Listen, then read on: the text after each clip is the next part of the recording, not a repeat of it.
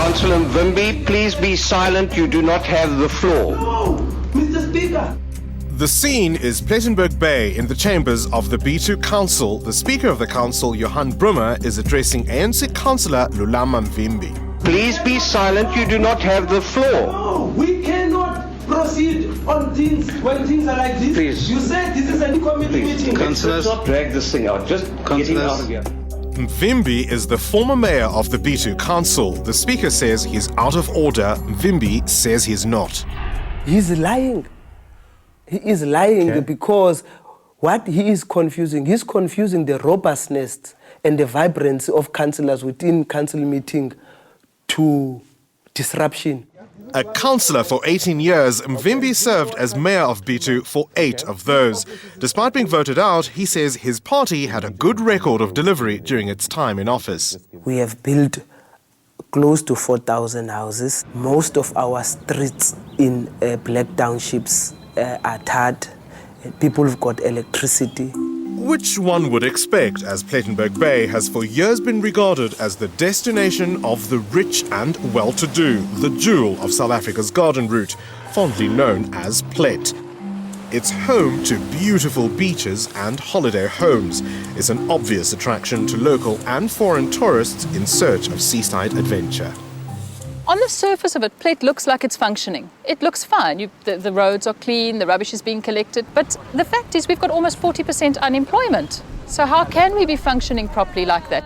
Until recently, Garden Route Bureau Chief for the Eastern Province Herald, Janine Olofse, says the ANC doesn't have a good record in this municipality.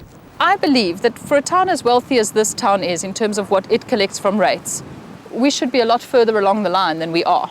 A feeling echoed by a large number of bitters poor, as Mvimbi and the ANC lost votes in that very market in the local elections earlier this year, surrendering its grip on the council for the first time since 1996.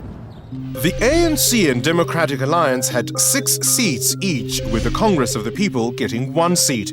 An agreement at national level saw COPE voting with the DA in Plettenberg Bay, a development which gave the DA control of the council. So ultimately then, if you did all these things for the people, why did you lose the election? It's the people that spoke, and then we always accept the result and the manner in which the people have actually spoken. But not according to the new mayor, Memory Booysen. I had to find places of safety, like I used to sleep at another place, every alternative night. Formerly a senior figure within the local ANC, Booysen this time became mayor on a DA ticket. A family man, he says he's now under threat. This one-bedroom RDP house is in fact the home of the Bito municipality's mayor, and he can't even live here because he's been hounded out. I've left my house in KwaNokuthula because of rumors. I then got visits, from people toying to my house, putting up placards of the opposition party, just to intimidate me. Booysen says he believes his life is at risk because he's a threat to his former comrades. So I've always been, the enemy. They've always regarded me as the enemy, and now all of a sudden, I'm probably the enemy with executive powers. Now it's a different ballgame for them, and probably the best thing is to get rid of me. I don't know whether he is using muti for the people that they must believe him, but the fact of the matter, every time he tells lies, people believe his lies. Driving through the streets of KwaNokuthula, the Plettenberg Bay township, and where Booysen lived until the election, he showed us the homes of the previous mayor's bodyguards, men who he says are now threatening him. So it's this house here with the traffic car. Okay. That's the one bodyguard. Where that black car is parked, that green roof, black house, that's the head of the bodyguards. And this one here where this Corsa is parked. So in a way, you're surrounded on all sides? That's correct, yes. Those are the people, who've been instigated, to do all kind of violent stuff against me. So that's my surrounding. And what's funny is that they work for the municipality. The provincial MEC for Safety and Security regards the situation as sufficiently serious as to appoint bodyguards for the mayor. It's a deal that includes a bulletproof vest. It's very uncomfortable, but this is the life of Plet. And it's the first time this has ever happened in the history of this town. It's scary that this is the man that was elected by the majority and he's got to wear a bulletproof vest. Who is the ringleader? It's my predecessor, the previous mayor, Lulama Mvimbi, the one who's refusing to vacate the house, the municipal house. He's the ringleader.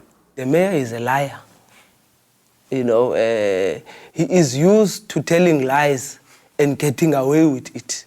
The media and the newspaper keep on writing his lies.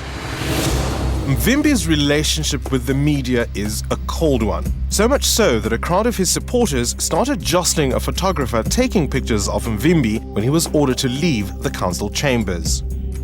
If it was difficult for the speaker to evict the former mayor from the chambers, it's proved as difficult for the new council to evict him from the council house he occupies in town. He refuses to leave, saying he's paying rent. By being in that house, I'm not breaking any law.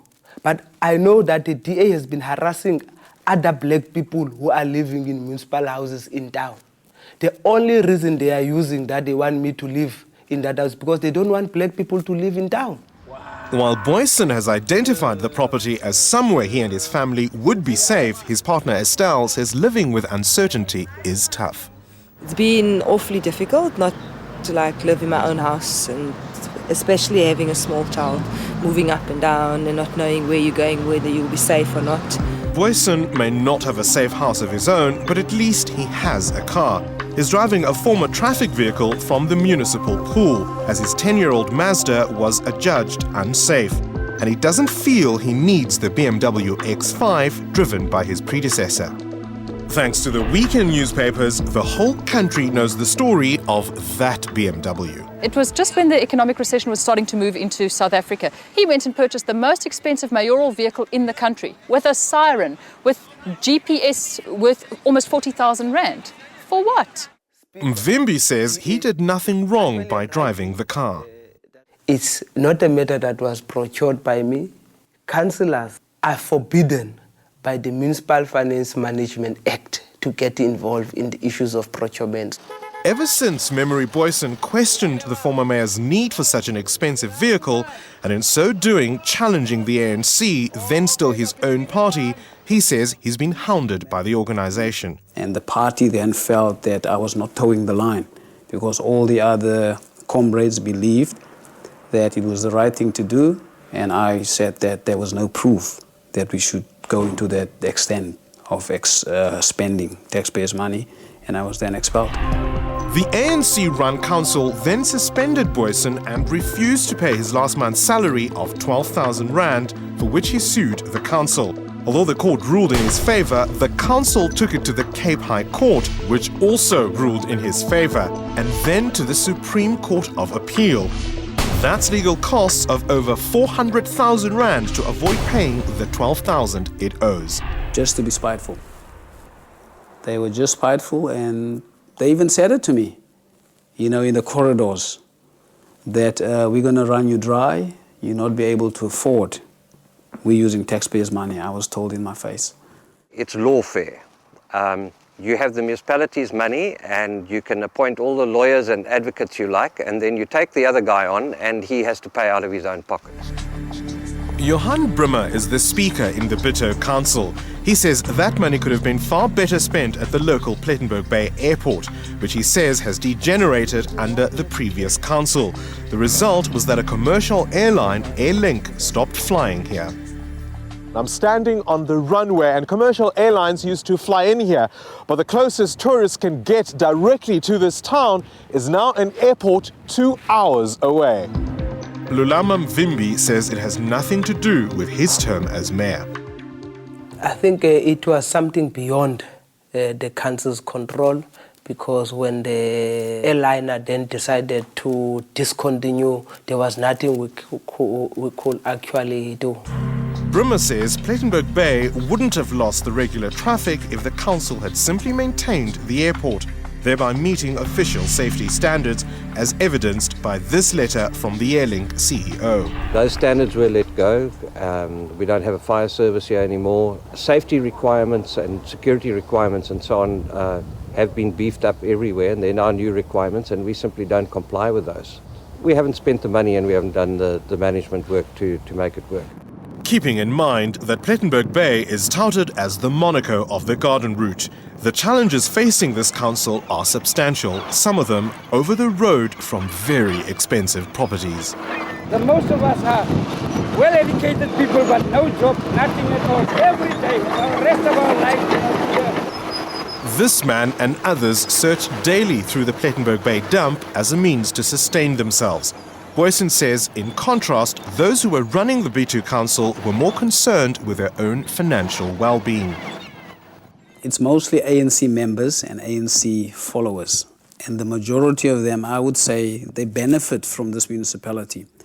They either work here or they're getting tenders from us. They're tenderpreneurs. He says it's a scourge that involved the private sector too. We got control from outside. You know, there are business people who are controlling the political office. And decisions are made based on favors and based on face value. That I've seen. Memory Booysen knows he now has to look ahead, and that involves caring for his family with a cautious partner at his side. It's been a big challenge. I don't know where it's heading, but yeah, I've tried to live with it. For now, the political tension is something that all of Plettenberg Bay must live with, residents and business owners alike. And from what we saw, it's a population that expects a lot from him.